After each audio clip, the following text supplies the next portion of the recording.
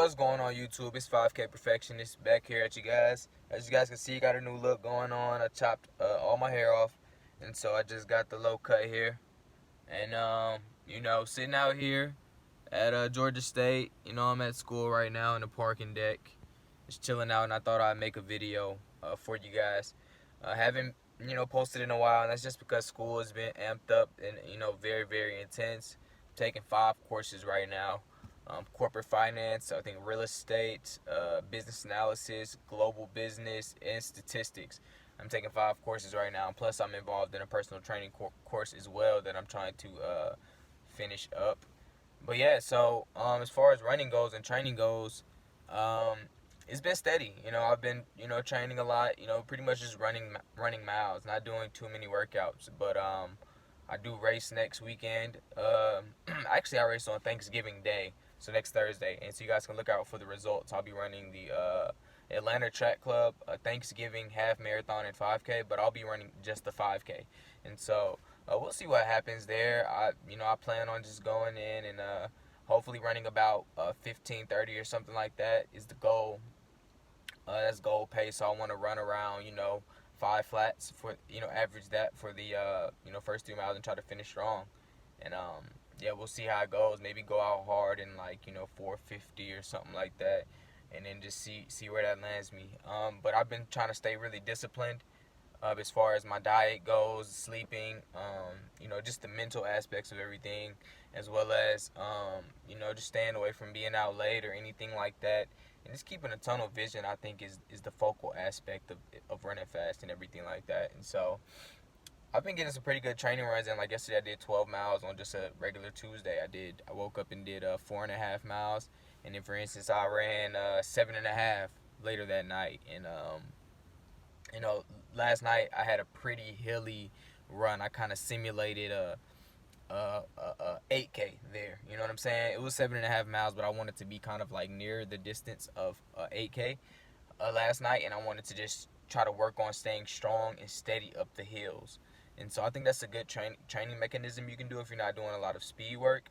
Is try to incorporate a lot of hills into your runs and try to make sure that you're not slowing down when you hit the hill. Make sure that you're going into the hill at a moderate enough pace that um, you can hold that pace up the entirety of the hill while keeping strong form and staying stable and not decreasing your pace from like the last mile. Maybe a couple seconds slower, but you want to keep it around. For instance, I was running I averaged I think 6:29s for the run yesterday, and it was just a slow, steady, strong run is what I wanted it to be. You know what I'm saying? So for instance, I ran the first mile in I want to say it was no faster than 7 minutes, maybe 6:50s or something like that. I don't know. I gotta look at it. But after that, I started averaging 6:30s.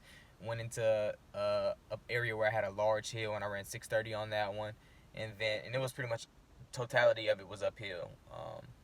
It was like the 5th mile or so. And the 6th and 7th mile had so many hills that I was just pretty much trudging through it. But I ended up running I think 6:30, then another 6:28, and then I ran like 6:18 or so. But prior to that, the 3rd and 4th mile I had ran, I want to say 16s as well. So like in the teen areas, I had ran like 6:15 and 6:17 or something like that for the 3rd and 4th mile, going into the 5th mile, which was a pretty intense uphill run. And so I ran like 6:28 or 6:30, and so I didn't decrease too much. I didn't fall off and run 6:50 or 6:48 and something like that. You know what I'm saying? It was a good increase, but it wasn't too much to where you're like, I just died on that hill. And so I was happy about that. And going into the rest of the week, I just want to make sure that I'm getting all my schoolwork done while balancing running a lot. And I think that's a large focal point that a lot of college athletes need to realize that is what your focus needs to be. If you want to be a great runner, you got to balance your schoolwork and your running. Capability can only get you so far. Hard work and consistency is what really is gonna make the difference, and I'm still learning that myself, and I'm mastering it, but it's taking time to learn. And that's what young athletes really struggle with. When you get to college, you want to fit in, you want to you want to be cool. You want to, you know what I'm saying? You want to be known around campus, or well, most people, some people can go in strictly focused, and salute to those people. You know what I'm saying? That you're just strong-minded, and I salute that. There's nothing, bad I can say about that, because that's just willpower. I know people like that. For instance, I had a teammate. I'm not gonna say his name, but strong-minded individual from freshman year to I think his junior year, where I think he's in his junior year now. Just no distractions is like kind of his route he takes, and man, he sees immense results off of that. And I think that's the best way to go. And so some of us take longer to learn that. You know what I'm saying? And you got people who can survive off natural capabilities for a period of time, but that's only going to get you so far.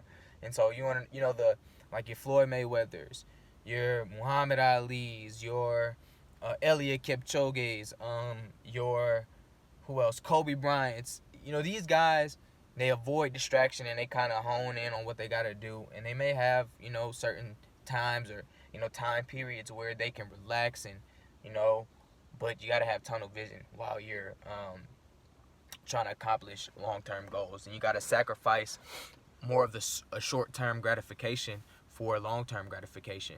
And, this is my advice to runners, man. It's all about being focused and getting it done in and out on a daily basis. These are some things you might even want to write down. Just sacrifice the short-term gratification, man, and make sure you're getting to bed at 10 p.m. every night, and make sure you're eating. Can't stress that. I noticed the difference. Like, I've started really eating. Like, cause as an elite endurance runner, you're burning about anywhere from 1,000 to maybe 1,500 calories, each moderate to heavy day. And so, but burning that much calories, you at least need to eat 2 big meals during the day and snack as well. Now there are days where you have easy days where you can, kind of fast and, let go of a lot of what you've been building up as far as eating a lot. But as a distance runner, burning that much, you need to eat quality, big quality meals. And, you need to make sure you're not eating too late. Make sure that you're eating 20 minutes after a run. Even if it may be just a bar, a protein bar or something. Make sure you're eating that, you have a 20-minute span is what I think it is from research. There's several peer-reviewed researches that kind of state this. You got to eat at least 20 minutes after, a hard effort.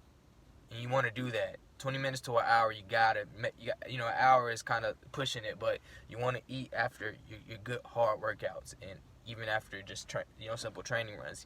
Replenish, get your electrolytes in, get your water in, drink water like a fish kind of, and make sure you're hydrated.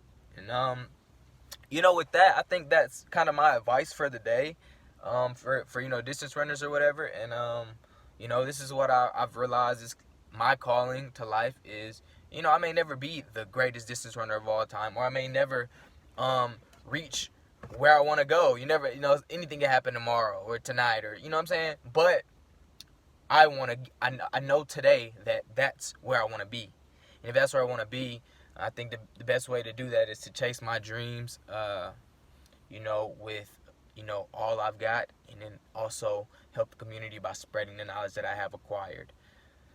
What else? There's a book that I'm reading. It's called The Jack Daniels Running Formula. One of my buddies gave it to me, and I advise any runner from beginning level to elite endurance athlete to read that book, The Jack Daniels Running Formula.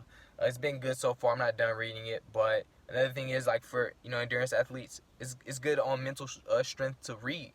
You know what I'm saying? Or get a good book, and that'll take a lot of pressure off of filling in voids of time throughout the day. And with that, I have class in 7 minutes, actually, guys. I'm sitting out here, so I felt the need to come on and speak. And so with that, I'm going to wrap it up, and I'm going to get out of here. And peace. 5K Perfectionist out.